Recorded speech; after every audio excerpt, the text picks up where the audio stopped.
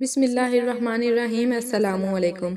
حضرت داؤد علیہ السلام کے زمانے میں ایک ظالم بادشاہ تھا۔ لوگوں نے حضرت داؤد علیہ السلام کے پاس اس ظالم بادشاہ کے ظلم کی داد خواہی کی اور اس سے عرض کیا، اے اللہ کے نبی، آپ ہمارا اس ظالم سے انصاف کیجئے، اس لیے کہ اس نے قتل کیا۔ چنانچہ حضرت داؤد علیہ السلام نے اس کو سولی کا حکم دے دیا اور وہ پہاڑ پر رات کو سولی پر باندھ دیا گیا۔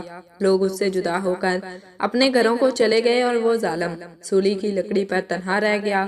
اس کے بعد اس نے اپنے معبود ان باطلا سے گریہ وزاری کی، لیکن انہوں نے اس کو کچھ فائدہ نہ پہنچایا۔ وہ سورج اور چاند سامنے گڑ گڑایا اور کہا کہ میں نے تم دونوں کو اس لیے پوجا تھا تاکہ جب مجھ پر کوئی مصیبت آئے تو تم مجھے نفع پہنچاؤ، بس اب مجھے نفع پہنچائے۔ ان دونوں نے بھی اس کو کچھ فائدہ نہ پہنچایا۔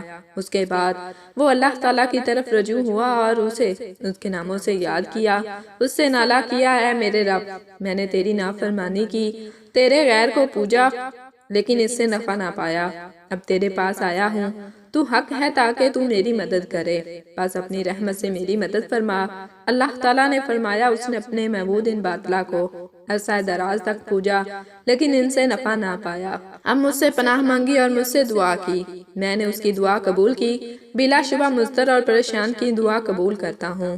اے جبرائیل علیہ السلام، میرے اس بندے کے پاس جاؤ اور اس کو زمین پر سلامتی اور عافیت سے اتار دو۔ چنانچہ حضرت جبرائیل علیہ السلام نے ایسا ہی کیا۔ صبح کو لوگ حضرت داؤد علیہ السلام کے پاس گئے اور ان سے کہا، اے بادشاہ کو لکڑی سے نیچے ڈالنے کے واسطے ہم کو حکم دیجئے۔ چنانچہ حضرت داؤد علیہ السلام نے ان کو حکم دیا۔ جب وہ لوگ ان کے پاس پہنچے تو اس کو زندہ اور صحیح سالم زمین پر پایا۔ اس کے بعد لوگوں نے حضرت داؤد علیہ السلام کو اس کی اطلاع دی۔ چنانچہ حضرت داؤد علیہ السلام اس کی طرف گئے تو اس کو ویسا ہی پایا جیسا کہ تھا۔ حضرت داؤد علیہ السلام نے 2 رکعت نماز پڑھی اور کہا، اے میرے پروردگار، ان عجائبات میں سے میں دیکھ رہا ہوں، مجھے خبر دے۔ چنانچہ اللہ تعالیٰ نے ان کی طرف وحی بھیجی، اے داؤد، اس بندے نے مجھ سے عاجزی کی، اس لیے میں نے اس کی دعا قبول کی۔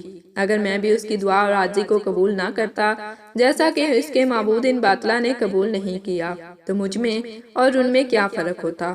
اور جو شخص میری طرف رجوع کرتا ہے، میں اس کے ساتھ ایسا ہی کرتا ہوں۔ اے داؤد، اس کے سامنے ایمان پیش کرو، وہ ایمان لائے گا اور اس کا ایمان راسخ ہوگا، اور میں ہی توفیق دیتا ہوں اور راہ راست دکھاتا ہوں۔